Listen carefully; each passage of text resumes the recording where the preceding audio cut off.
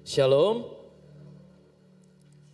Ya, bersyukur atas kebaikan Tuhan dalam kehidupan kita semua. Dan saya mau mengucapkan selamat tahun baru bagi yang merayakan, ya, Happy Chinese Lunar Year, ya. Untuk yang merayakannya, Gong Xi Fa Cai, Xinyan Kuai Le Ang Pao Nalai. Canda ya saudara ya.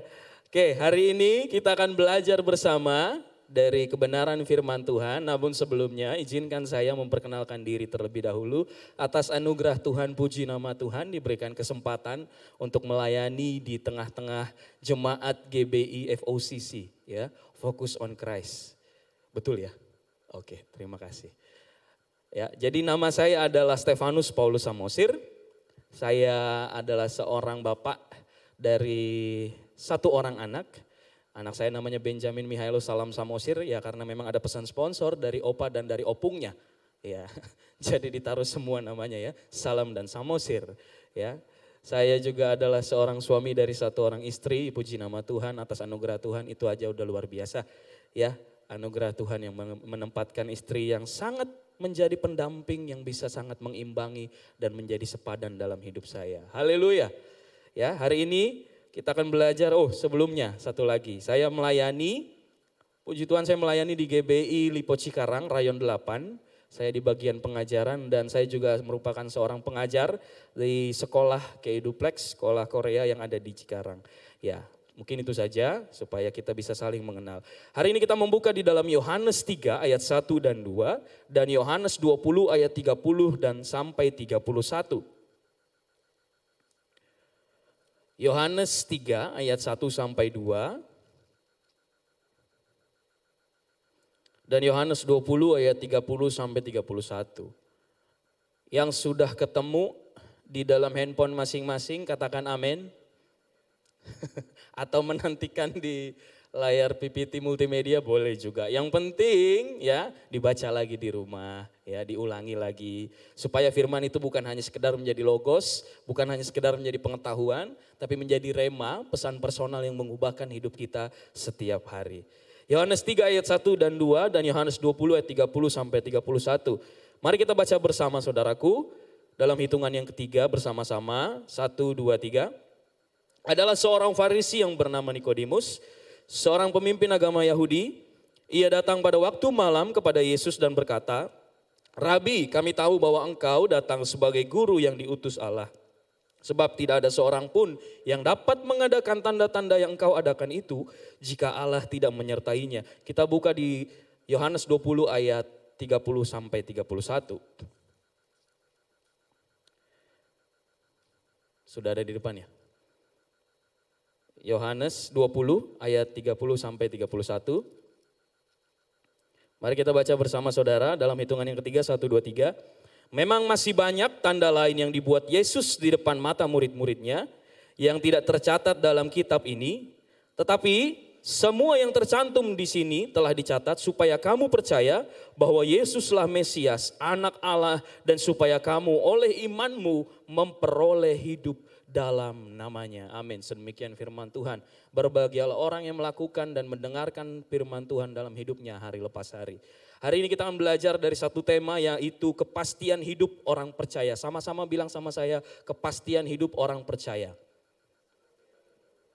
Haleluya. Ya, yang namanya orang hidup pasti pengen yang pasti-pasti ya saudara. Ya. Saya percaya 100% setiap kita pasti tidak suka yang namanya ketidakpastian. Ya. Dan ketika menunggu ketidakpastian, ya, itu pasti akan membuat yang namanya kecewa. Tolong saudara diulangin atau dihitung, tadi saya ngomong pasti berapa kali.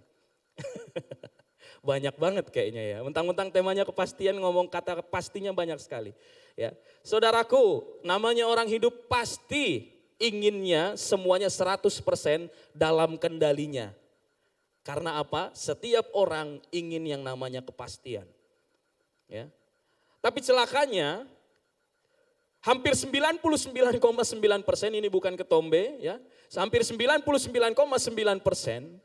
tidak ada yang bisa kita pegang dan kita pastikan dalam hidup ini. Saya ulangi sekali lagi. Hampir 99,9% Hal-hal yang di luar kemampuan kita, yang tidak bisa kita pegang pasti, yang dinamakan ketidakpastian, itulah yang setiap hari kita hadapi. Ya, contohnya apa? Soal kepastian. Yang makanya saya sisakan 0,01%. Yang namanya manusia pasti yang namanya tua. Amin. Ya, apalagi kalau misalnya mau didempul kayak apapun ya, yang namanya usia berlanjut, yang namanya tua itu pasti. Amin saudaraku. Ya, seorang dosen saya pernah bilang gini, orang kalau udah tua, udah TOP, udah gak bisa lagi dirubah. TOP itu apa? Tua ompong peot, katanya begitu. Ya, mau dia pergi ke Korea ya karena saya juga mengajar di sekolah Korea, jadi banyak saya bertanya dan berinteraksi kepada mereka, siswa-siswa maupun guru-guru. Itu memang mereka mengatakan kenapa banyak orang Indonesia yang pergi ke Korea? Karena di sana murah dan terjamin steril. Enggak kayak yang di Indonesia ini kalau misalnya mau operasi plastik. Ya, kalau di Indonesia ini kadang-kadang hidupnya lah baru sebulan, udah peot lagi ke kiri, ke kanan lagi gitu kan. Kalau di sana itu terjamin katanya gitu. Ya, karena ada garansi katanya. Wah, ini muka kayak elektronik ya. Ada garansinya katanya gitu. Jadi kalau 3 tahun udah agak peot dia boleh lagi refund ya, kembali lagi terus ambil garansinya lagi gitu. Ya. Dan satu ketika saya ngobrol sama seorang guru, saya bilang gini, berapa sih emang biayanya kalau ke sana? Ya kira-kira 5 juta, 10 juta udah bisa. Murah sekali. Ya, jadi kalau dagu mau dilancipin ya, itu katanya biayanya 5,5 juta kalau tidak salah. Terus kalau misalnya udah agak turun ini ya, udah agak tidak bisa melawan gravitasi wajah ini, dinaikkan itu kalau nggak salah 7,5 juta kalau tidak salah seperti itu ya. Jadi ternyata semua orang pun pengen yang pasti, pastinya pengen awet muda ya kan saudaraku. Tapi 2 hal ini yang tidak bisa kita lepaskan dari kepastian hidup kita. Pasti tua dan pasti mati. Amin saudara. Semua kita pasti akan dijemput oleh Tuhan. Tapi belum tentu juga sih dijemput Tuhan apa dijemput siapa. Ya. Apakah saudara sudah menerima keselamatan? Itu yang harus ditanyakan nantinya. Karena poin terakhir di bagian firman Tuhan hari ini, itu yang akan kita pelajari. Ya. Setiap manusia pasti pengennya yang pasti-pasti aja. Ya. Bagi yang mungkin menantikan atau masih berusaha dalam pergumulannya mendapatkan pasangan hidup, pasti pengen yang pasti-pasti toh. Amin. Ini kan hati ya, bukan jemuran ya. Masa digantung-gantung begitu toh? Ya kan? Aduh, apalagi Bapak Ibu tahu suara kucing kayak gimana? Meong gitu kan. Anak saya baru 1 tahun 20 bulan. Iya betul, 20 bulan, 1 tahun 8 bulan. Lagi suka-sukanya ada suara-suara atau mengamati suara-suara binatang gitu. Ya kan? Kalau suara kucing itu dia langsung meong gitu.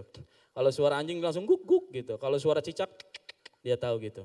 Pas saya tanya, kamu tahu suara buaya? Enggak tahu. Gitu. Papanya doang yang tahu. Dan mungkin beberapa kita tahu kalau suara buaya seperti apa. Ini kalau buayanya pun ada suku-sukunya saudaraku. Ya. Kalau sukunya orang Batak, shalom dek, selamat hari Minggu. Itu suara buaya orang Batak. Ya, kalau suara buaya orang Jakarta tuh biasa gini, halo dek, apa kabarnya? Nah itu suara buaya orang Batak atau orang Jakarta itu ya. Maksudnya apa? Banyak juga ternyata ya hari-hari ini ya perempuan atau wanita-wanita yang di dalam Tuhan terjebak ya dengan pria-pria yang akhirnya dalam tanda kutip buaya gitu kan. Ya. Tebar pesona sana sini kiri kanan ya kan. Perbanyak cabang, perkuat pusat. Oh haleluya. Kalau gereja sih nggak apa-apa, kalau pacar janganlah ya. Amin. Ya. Jadi ternyata di dalam hubungan pun kita inginnya yang kepastian, yang pasti-pasti. Amin saudara. Ya.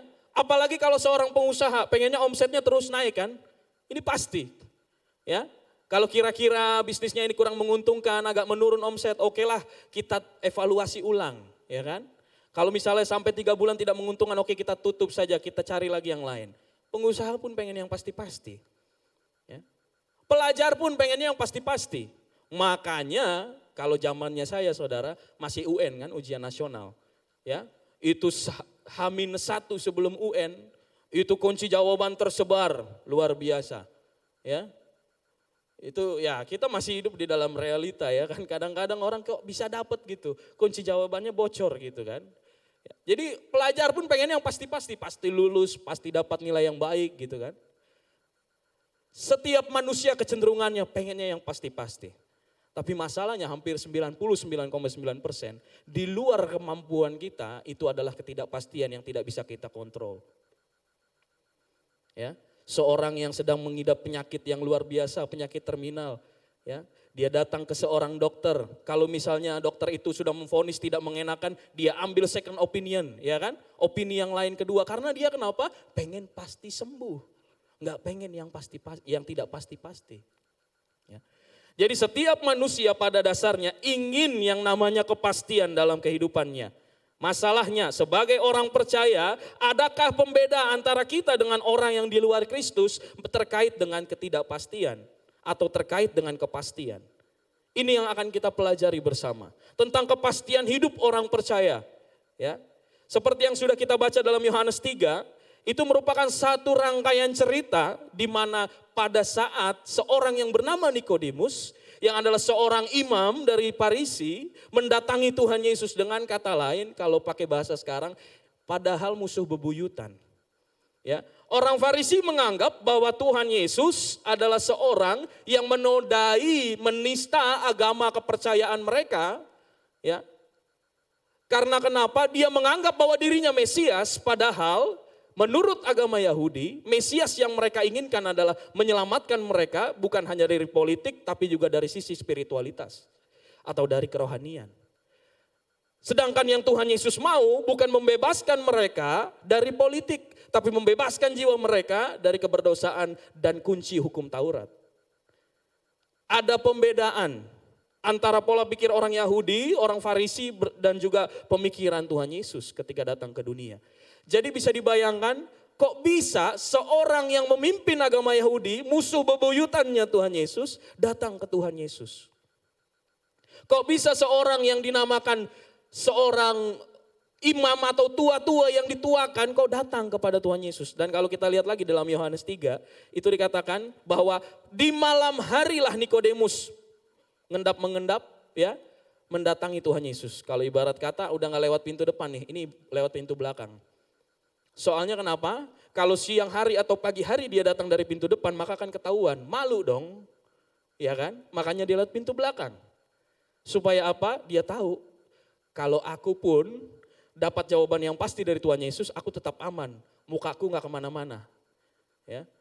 Jadi dia mendatangi Tuhan Yesus di malam hari.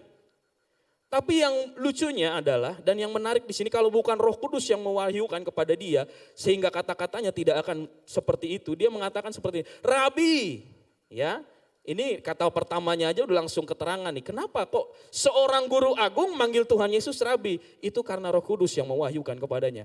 Rabi, kami tahu bahwa engkau datang sebagai guru yang diutus Allah, sebab tidak ada seorang pun yang dapat mengadakan tanda-tanda yang engkau adakan itu jika Allah tidak menyertainya. Jadi dengan kata lain, dia percaya apa yang Tuhan Yesus katakan dan apa yang Tuhan Yesus lakukan. Dengan kata lain, di hatinya sudah timbul kepercayaan.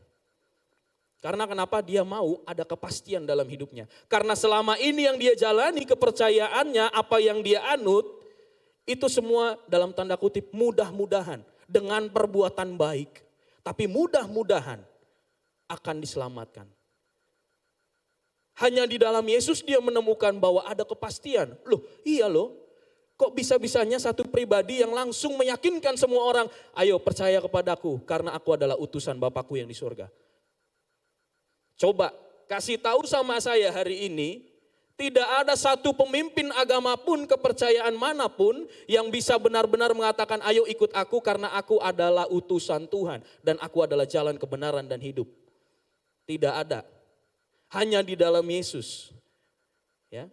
Namun di sisi lain kita lihat psikologis dari apa yang dialami oleh Nikodemus, dia tidak mau, dia tetap mau mengamankan posisinya. Tapi dia mau juga mendapatkan keuntungan dari Tuhan Yesus.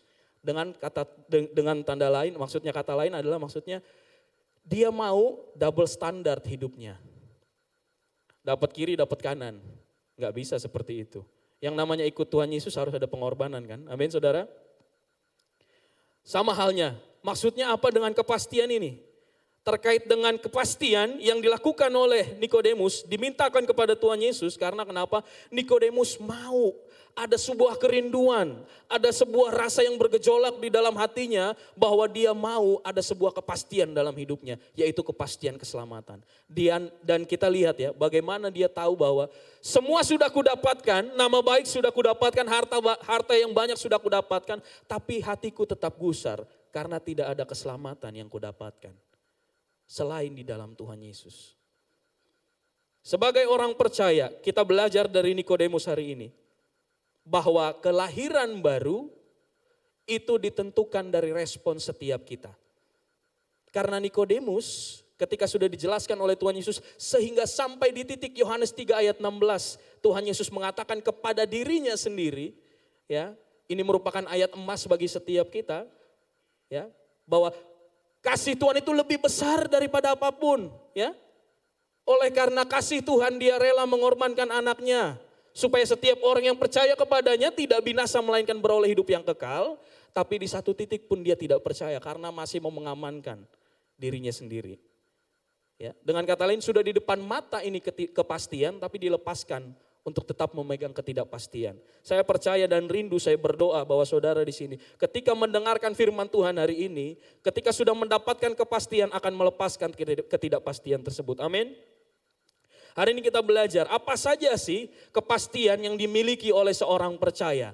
Yang pertama adalah kepastian bahwa Tuhan selalu mencukupi segala yang kita perlu. Amin.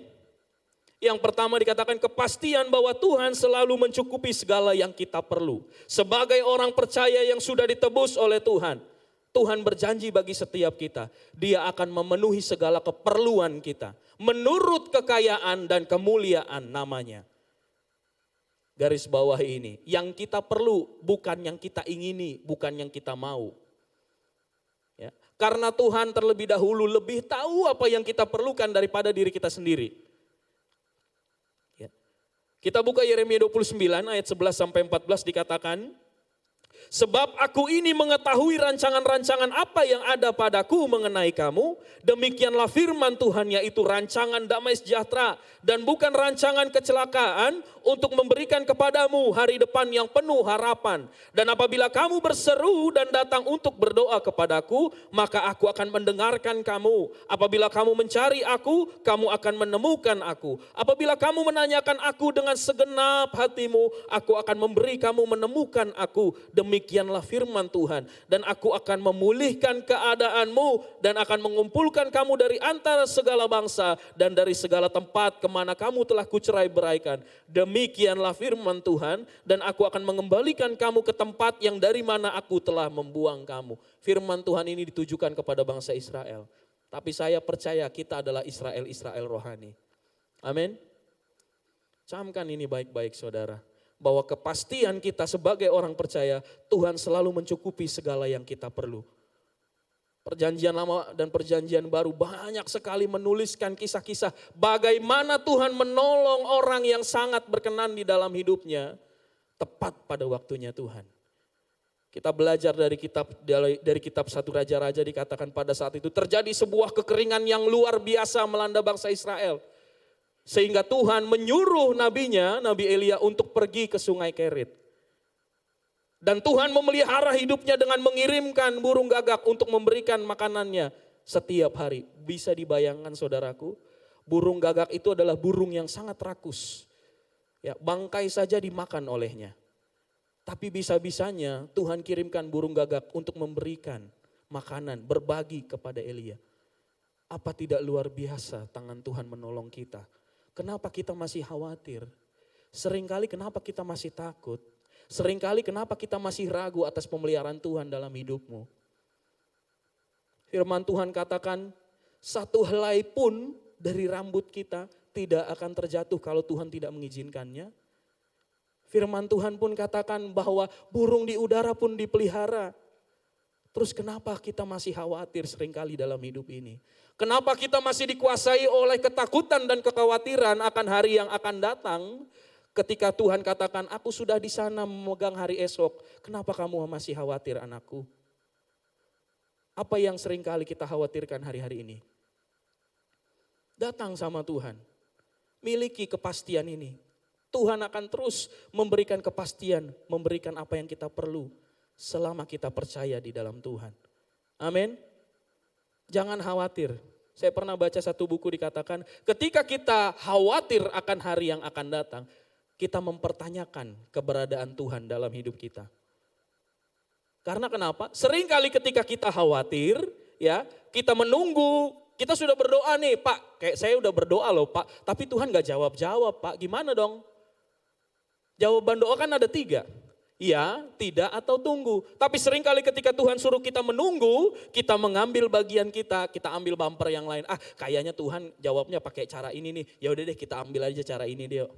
Kita berjalan, tiba-tiba ketika mentok di sini, ya kayaknya benar itu, bukan caranya Tuhan. Seringkali kan seperti ini yang terjadi. Ketika kita khawatir, kita mengandalkan diri kita sendiri, tidak mengandalkan Tuhan. Tuhan biarkan kok kita berjalan, dipersilahkan kok. Tapi Tuhan mau membentuk kita ketika kita terbentur, baru kita ingat Tuhan lagi. Kenapa enggak dari awal?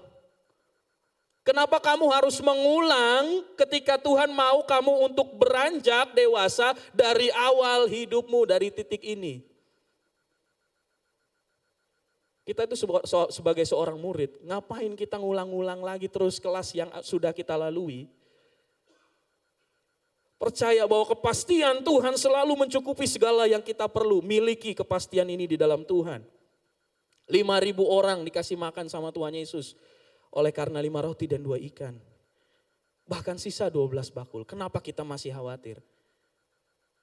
Dan yang kedua, kepastian apa yang kita miliki sebagai orang percaya? Yaitu kepastian memberi kesukaan jiwa. Sama-sama bilang memberi kesukaan jiwa.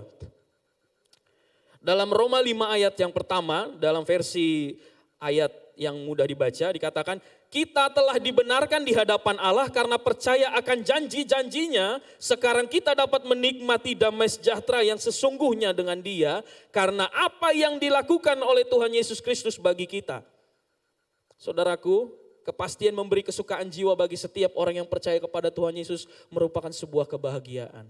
Karena kenapa? Meskipun boleh ada masalah, boleh ada tantangan. Tapi Tuhan Yesus katakan apa? Biar damai sejahtera dan sukacita yang melampaui segala akal menjadi bagianmu.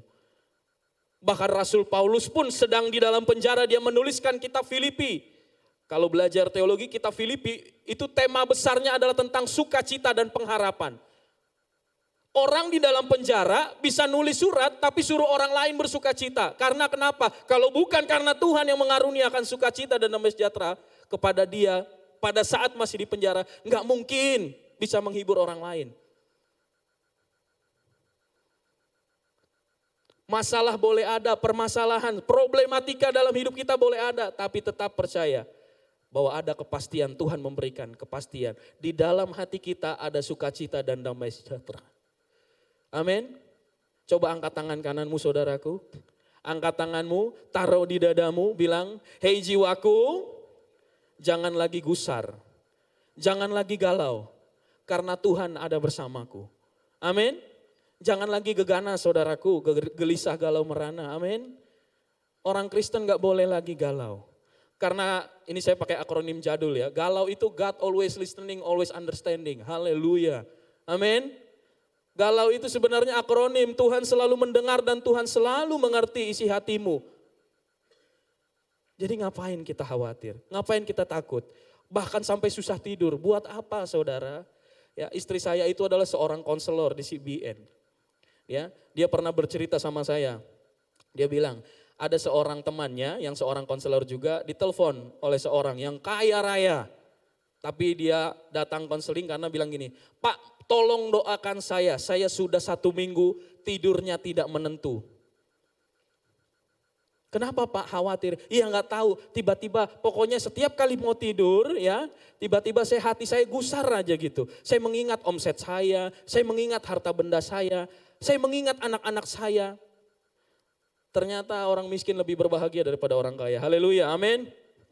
Karena nggak ada yang dipikirin kan. Enak aja. Tapi ternyata orang kaya pun banyak pergumulan hidupnya. Dan apa yang dikasih tahu oleh konselor ini? Pak, karena berkali-kali ya, Dia berdoa sama Tuhan, dia minta pimpinan Tuhan apa yang harus dilakukan, apa yang dia harus diucapkan. Lalu dia berkata kepada orang tersebut, orang kaya begini. Terus dia bilang gini, Pak, hari ini juga, malam ini juga baca Alkitab Pak, supaya Bapak bisa tertidur. Haleluya, katanya 5 ayat baru dibaca udah tertidur, puji nama Tuhan. Tapi tolong jangan pakai ini ya saudara ya. Ya, firman Tuhan bukan dipakai untuk cepat ngantuk ya. Justru ketika kita orang yang sudah percaya dan lahir baru di dalam Tuhan, ya, firman Tuhan itu pas kita baca justru nggak ngantuk. Karena apa? Ada hal yang baru setiap hari. Amin. Ya, kepastian di dalam Tuhan, Tuhan akan memberikan kesukaan jiwa, sukacita dan damai sejahtera. Yang ketiga, kepastian untuk membentuk kita hingga seperti yang Tuhan mau. Seperti dia. Roma 12 ayat 2 dikatakan, jangan meniru tingkah laku dan kebiasaan dunia ini, melainkan jadilah orang dengan kepribadian yang sama sekali baru dalam segala perbuatan dan pemikiran. Niscaya saudara akan mengerti dari pengalaman sendiri bahwa jalan-jalan Allah itu sempurna dan sungguh-sungguh memuaskan saudara. Ya, baca Alkitab jangan cuma dari satu versi saudara. Biar enak dan biar mudah dimengerti, coba lihat versi-versi yang lain. Ya, ini tadi yang saya pakai adalah BIMK. Dalam Matius 5 ayat 48 dikatakan, Bapamu di surga mengasihi semua orang dengan sempurna, kalian pun harus begitu juga. Kepastian untuk membentuk kita hingga seperti yang Tuhan mau. Ya, kitab Yesaya dikatakan bahwa kita adalah tanah liatnya dan Tuhan adalah penjunan kita. Ya, waktu saya pergi ke Bandung lihat orang lagi bikin gerabah, itu ketika misalnya lagi dibuat ya, tiba-tiba, ini kan dia pakai jari kan, tiba-tiba yang jari kelingkingnya ini gitu, kayak melenting sedikit, terus berubah bentuknya, diulang lagi, dihancurkan lagi. Sampai benar-benar estetika dan sempurna. Seperti itu juga Tuhan mau membentuk hidup kita. Ketika ada yang tidak sesuai dengan yang Tuhan mau, Tuhan bentuk kita ulang, supaya apa? Sempurna di mata Tuhan, bukan buat kita. Karena rencana Tuhan yang jadi dalam hidup kita. Karena maunya Tuhan yang seharusnya kita lakukan dalam hidup ini. Makanya kalau berdoa jangan bilang Tuhan kalau boleh. Harusnya ditutup Tuhan jadilah kehendak-Mu atas hidupku. Amin.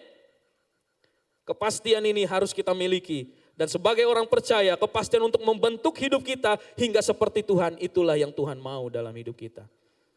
Kalau ada bagian-bagian kurang bisa mengampuni, kalau ada bagian-bagian gampang banget kecewa, ya, diomongin orang sedikit kecewa, ya, tidak adil, tiba-tiba langsung ada tipe-tipe orang saudaraku, baik di dunia kerja ataupun di gereja yang memang vokal, ya, yang memang vokal. Misalnya ada ketidakadilan yang tidak diterima olehnya, yang dia rasa tidak tepat seperti yang maunya, maka dia bisa sangat sekali vokal, boom, kira-kira seperti itu. Ini orang yang sebenarnya belum diproses Tuhan kalau saya bisa bilang. Kalau orang yang sudah diproses Tuhan, meskipun dia vokal, dia bisa menyampaikan dengan baik. Karena saya percaya, pesan yang baik harus disampaikan dengan penyampaian yang baik. Amin. Dan pesan yang tidak baik dan tidak mengenakan pun kalau disampaikan dengan baik, outputnya akan baik. Minta hikmat Tuhan setiap kali kita mau berkata-kata saudara. Hari-hari ini hati-hati dengan ucapan kita. Tuhan mengingatkan kita, hati-hati dengan ucapanmu. Karena firman Tuhan katakan, karena ucapanmu dibenarkan, karena ucapanmu engkau bisa dihukum. Ya, dari mulut yang sama kita bisa menyembah Tuhan, tapi dari mulut yang sama kita bisa mencibir orang lain. Hati-hati dengan perkataanmu hari-hari ini. Amin saudara. Bisa dengan kepada istrimu, bisa kepada suamimu, bisa kepada anak-anakmu, hati-hati dengan ucapanmu. Karena apa yang keluar dari mulut berasal dari hati. Kalau hatimu tidak benar hari-hari ini, lihat, evaluasi ucapanmu. Kalau kayaknya ketus terus, ayo datang sama Tuhan, Tuhan perbaharui hidupku. Hatiku lagi tidak benar ini. Tuhan perbaiki hidupku, bentuk ulang hidupku, bentuk ulang hatiku Tuhan. Amin saudara. Dan yang keempat, kepastian memberikan hidup yang kekal. Sama-sama saya katakan hidup yang kekal. Kita buka Yohanes 20 ayat 31. Di sini dikatakan, tetapi semua yang tercantum di sini telah dicatat supaya kamu percaya bahwa Yesuslah Mesias, Anak Allah, dan supaya kamu oleh imanmu memperoleh hidup dalam namanya. Ini yang gak bisa ditawar-tawar. Sebagai orang percaya, kalau misalnya ditanya, besok mati masuk mana saudaraku? Kok ada yang ragu-ragu? Masih bersama-sama dengan kita, amin? Atau sudah yang ada yang di awan-awan? Halo saudara, ini belum pengangkatan, kok udah ada yang di awan-awan permai? Masih bersama dengan saya, amin? Siapa yang percaya bahwa besok pun kalau Tuhan panggil dia masuk surga, angkat tanganmu, lambaikan tanganmu. Haleluya, berikan kemuliaan bagi nama Tuhan. Ya, ini yang membedakan kita dengan orang-orang di luar Kristus. Karena kenapa? Ini yang membedakan kita. Karena Tuhan sendiri yang menjangkau hidup kita. Kalau di luar Kristus, orang-orang itu dengan perbuatan baik. Ibarat kata seperti ini saudara. Dengan perbuatan baik, orang-orang itu baru sampai di tangga sana.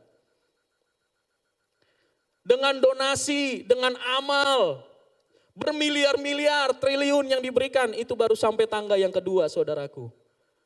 Dengan ibadah yang luar biasa, 5 waktu, 10 waktu, itu baru disampai tahap yang ketiga. Dan tidak akan pernah mencapai Bapa. Karena Roma 3 ayat 23 dan Roma 6 ayat 23. Pada dasarnya setiap orang sudah kehilangan kemuliaan Allah. Dan upah dosa ialah maut. Jadi gak akan pernah manusia menjangkau Tuhan kalau bukan Tuhan sendiri yang mengangkatnya. Saya mau kasih ilustrasi begini biar mengerti. Saya baru punya anak ya kan, yang 1 tahun 8 bulan. Dia pada satu waktu saya sedang worship leader di gereja. Terus lepas dari jangkauan istri saya, dia maju ke depan, dia mau naik menghampiri saya. Ya, dia naik tapi belum nyampe kakinya, karena tangganya agak tinggi. Ya, dia mau naik satu, jatuh gitu, nggak bisa juga. Tunggu saya yang turun, saya yang angkat dia, saya izin kepada jemaat supaya sambil menyembah Tuhan, sambil memuji Tuhan, sambil saya pegang. Karena istri saya kalau nggak salah pada saat itu lagi melayani juga. Paham sampai di sini? Itulah cara Tuhan menyelamatkan kita. Jadi bukan kita yang nyampe ke Tuhan, Tuhan yang nyamperin kita, ambil kita dari dosa kita, dia rela meninggalkan surganya yang luar biasa, menjadi mengambil rupa sebagai seorang manusia dan seorang hamba, demi kamu dan demi saya, demi kita semua. Betapa besar kasih Tuhan bagi kita. Kalau saya mengingat cinta kasih Tuhan dalam hidup kita. Wow, how powerful is that. Betapa luar biasanya kasih Tuhan bagi kita. Jadi yang paling menyakitkan buat Tuhan Yesus itu bukan pada saat disalib saudara. Yang paling menyakitkan oleh Tuhan Yesus pada saat Bapa di surga meninggalkan dia. Ketika di atas kayu salib. Firman Tuhan katakan dia memalingkan wajahnya. Dan Tuhan Yesus katakan, Eli, Eli, lama sabachthani. Tuhanku, Allahku, kenapa engkau meninggalkan aku? Itu yang paling menyakitkan. Bukan pada saat dipaku, bukan pada saat ditombak. Tapi pada saat Tuhan pun memalingkan wajahnya daripada dia. Wow. Kalau kita sadari betapa besar cinta kasih Tuhan dalam hidup kita, tidak akan pernah kita ragu akan cinta kasih Tuhan. Amin. Tidak akan pernah kita ragu akan pemeliharaan Tuhan. Yang besar saja sudah Tuhan lakukan, apalagi hidupmu yang kecil-kecil setiap hari. Keperluanmu itu gampang buat Tuhan. Yang besar sudah dilakukan, kenapa kamu mau meragukan cinta kasih Tuhan yang besar dengan hal-hal yang remeh-temeh setiap hari yang kamu temui dalam hidupmu. Wow, hari-hari ini yakinkan dirimu. Yakinkan diri kita bahwa kepastian itu ada dalam hidup kita. Amin saudara. Amin. Tuhan sendiri yang datang kepada hidupmu. Ya. Objek kasih Tuhan itu kamu dan saya. Subjeknya itu Bapa di surga. Lewat perantara Tuhan Yesus. Wow. Milikilah keselamatan di dalam Tuhan. Dan yakinkan itu dalam dirimu. Jadi jangan ada lagi keraguan bahwa diri kita sudah diselamatkan belum ya? Pasti sudah diselamatkan. Oleh sebab itu hasilkanlah buah-buah pertobatan supaya buahmu pun tetap di dalam Tuhan. Amin. Amin untuk firman Tuhan.